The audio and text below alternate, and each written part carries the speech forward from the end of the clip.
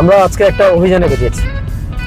অভিযানটা হচ্ছে যে আমরা দেখতে চাই যে বাংলাদেশের যে উন্নত অংশ ঢাকা শহরের গুলশান, বনানী, উত্তরা, ধানমন্ডি এরকম জায়গা, সেখানে আসলে পথচারীরা কতটা নিরাপদ, পথচারীরা রাস্তা পার হওয়ার ক্ষেত্রে, ফুটপাত ব্যবহারের ক্ষেত্রে তারা আসলে কতটুকু নিরাপদ। তো সেটা নিয়ে আমরা ছোট ছোট কিছু দৃশ্য ধারণ করার চেষ্টা করব এবং আপনাদের সাথে শেয়ার করার চেষ্টা করব। Thank you.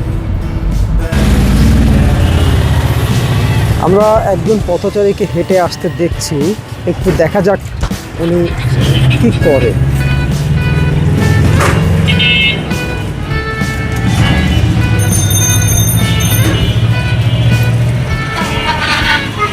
এই রাস্তা পার হচ্ছেন, এখানে কোনো জেব্রা ক্রসিং বা কিছুই নাই। এখন এবার ওনাকে আমি একটু প্রশ্ন করব। আচ্ছা ভাই একটু আসবেন, একটু কথা বলা যাবে আপনার সাথে? এটা আমাদের মাইক্রোফোন কাইন্ডলি একটু হাতে।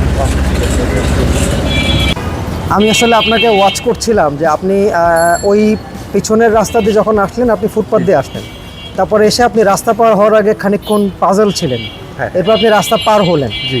এখন এরপরে আপনি যেখান দিয়ে হাঁটছেন, এটা কি আসলে ফুটপাথ? অ্যাকচুয়ালি আমি এটা তো একটা বাড়ি থেকে বের হওয়ার র্যাম্প মনে হচ্ছে। ওখানে পাইছিলাম, আসার পরে দেখলাম যে এই রাস্তাতে মানে এমনি তো আমাদের ঢাকা শহর যেটা তো আছে মোটামুটি উত্তরার তো ফুটপাতের অবস্থা খুবই খারাপ, তারপরে যে আর ফুটপাতের উপর দিয়ে তো আপনি দেখতে পাচ্ছেন। সো হাঁটার মতো অবস্থা তো মানে বলতে গেলে এখন মানে না হাঁটার মতো অবস্থা হয়ে গেছে। আর কোন দিকে যাব? না ওই পারে ফুটপাত না এই পারে ফুটপাত, কোনো দিকেই নাই। সো দ্যাটস ওয়াই এখন আমাদের যারা পথচারী, আমরা সাধারণ মানুষ, চলার জন্য খুব কষ্ট। উত্তরাতে আমাদের মানে কি বলবো, ঢাকা শহর তো আছেই, তারপর উত্তরার পাশাপাশি সব জায়গাতে এখন একই অবস্থা। ফুটপাত আমাদের মানে জনগণের জন্য না, এখন হয়ে গেছে সবার জন্য আর কি। যাই খুব কষ্ট হচ্ছে আমাদের। Thank you. আচ্ছা, এখন আমরা দেখতে পাচ্ছি যে ফুটপাত নাই এবং এই বিল্ডিং উনি কিন্তু ফুটপাত দখল করে ফেলছে হবে। আচ্ছা, ওই বিল্ডিং ফুটপাত দখল করে আপনার নিজস্ব সিঁড়ি করছে। হ্যাঁ, এখন দেখেন এই মহিলারাও কিন্তু ওনারা এখন রাস্তা দিয়ে হাঁটছেন এবং একটু পরে ওনারা রিক্সার সাথে ধাক্কা খাবে ডেফিনেটলি। এটা হচ্ছে মানে উত্তরা একটা পরিকল্পিত নগর, এই নগরীর হচ্ছে এই অবস্থা। রাজুকের তত্ত্বাবধানে সিটি কর্পোরেশনকে সবাই ট্যাক্স দিয়ে চলে, তারপরেও এই হচ্ছে অবস্থা।